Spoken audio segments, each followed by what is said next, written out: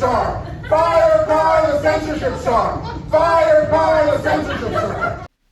The global humiliation. There was a time when the world looked at the U.S. and saw stability.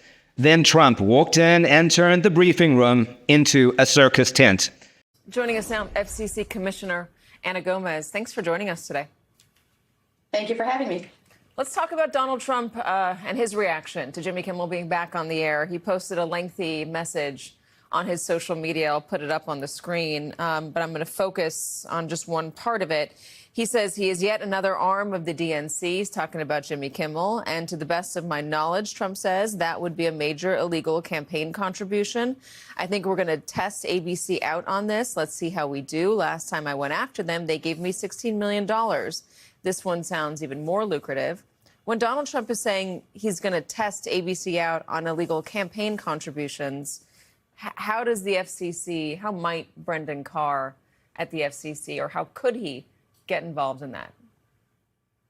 Well, let me just point out that this is just another example of the intimidation tactics that this administration is using in order to force broadcasters to report on this administration in a way that they want, or in this case, for comedians to not make jokes that upset President Trump. I don't know what the president is talking about. We certainly do not have authority to retaliate against broadcasters because of their content, and that includes satirists like Jimmy Kimmel. It would be unconstitutional to do so. Certainly, Brendan Carr went on TV or a podcast the other day and said that, we could do this the hard way or the easy way. He's tried to walk that back. But the implication that many saw was that he was going to go after, licenses on television. So can you go after a TV station's license over what Donald Trump is arguing is an illegal campaign contribution, that he somehow is giving more time or more messaging or propping up a Democrat? And that somehow breaks FCC regulatory rules? I mean, do you envision a world where they try to use that in court, or at least, subtly with TV stations that are looking to merge? No, the commission does not have the authority to do this. In fact, it is powerless to do this because we are prohibited from censoring broadcasters' content. We're prohibited by the First Amendment, and we're prohibited explicitly by the Communications Act. I don't know exactly what they're talking about. We used to have something called the Fairness Doctrine, which was actually eliminated during the Reagan administration, which got more to presenting maybe both sides of the story. But we don't have that anymore. And the reason we don't have it anymore is because at the time, conservatives were so concerned about the First Amendment implications of forcing that kind of speech on broadcasters. So we don't have the rules or the statutory authority or the constitutional authority to go after broadcasters. However, what this administration does is it threatens. It tries to bring broadcasters to heel before it gets to any kind of judicial review of the actions that it is taking. And so therefore, it is incumbent on all corporations, all companies, all citizens to understand that this is something that the administration is powerless to do and that they need to push back because we need to defend our fundamental freedoms under the Constitution. Jimmy Kimmel worried last night that there might be pressure in the future on those who provide internet, the pipes we call it, the Comcasts, the Verizons, the DirecTV, the ones who either provide cable itself or also provide the internet that people use to download podcasts or whatever. He worried that in the future there could be government pressure on those that provide that not to allow downloads of certain conversations or podcasters or whatever that the government might not like. Does the FCC have any control, any regulatory power over those pipes, over broadband?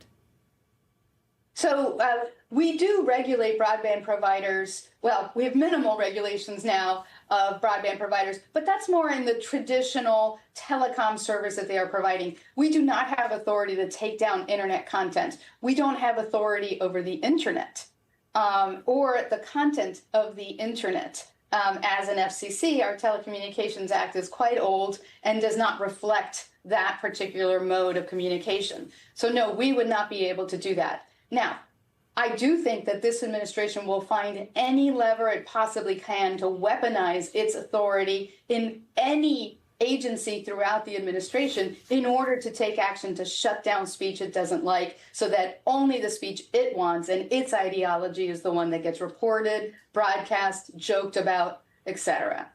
Should the FCC exist?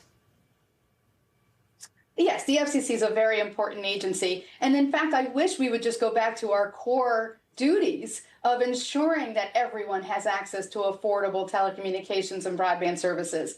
We license the airwaves, not just for broadcasters, but for example, for satellite providers. Your cell phones use airwaves. We license those. We are an important part of the innovation ecosystem because of all the work that we do to get spectrum so that these services can work. We help public safety meet the needs of their communities. But we also have a role in regulating media, just not in the content of the media. Our role is not to censor. In a world where you have a political leader or political party that might want to use the levers of government to exert control, as they have been appearing to try to do, in that world, does the FCC play a necessary role, or can we function without that regulatory system overseeing broadband or overseeing broadcast news outlets? Well, this is what's so troubling about setting the precedent of using the FCC.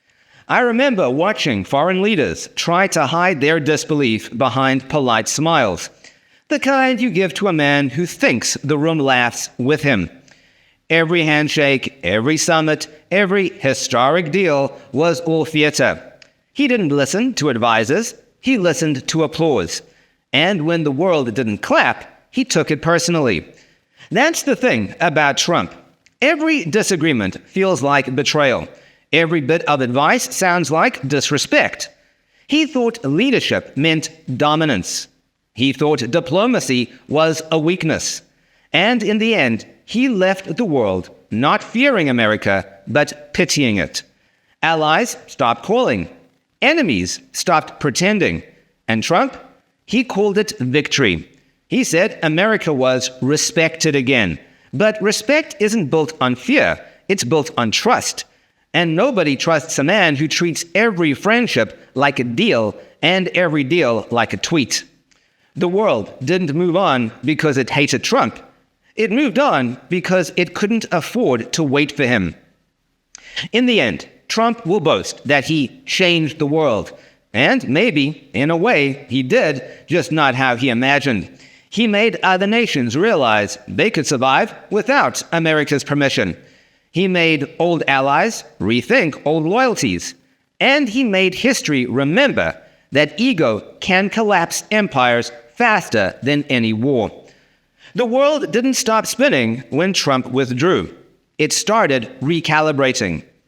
New centers of power emerged. New voices filled the silence he left behind. One day, when future historians write about the fall of American dominance, they'll trace it back to the man who thought the world was a mirror and never noticed when it stopped reflecting him. FCC in order to try to control the content that viewers and listeners can see and hear. We need to ensure that the FCC has guardrails around it so that we cannot, in fact, do that. We are supposed to be an independent agency, and Congress created us as an independent agency because it was concerned about exactly what is happening right now, and that is that we would be subject to the whims of a single person. And instead, they made us a multi-member expert body so that we would have a diversity of viewpoints and would not be subject to one person. Only Democrat in the body right now, Ana Gomez. Thank you so much. Appreciate your perspective and your analysis. Thank you for joining us.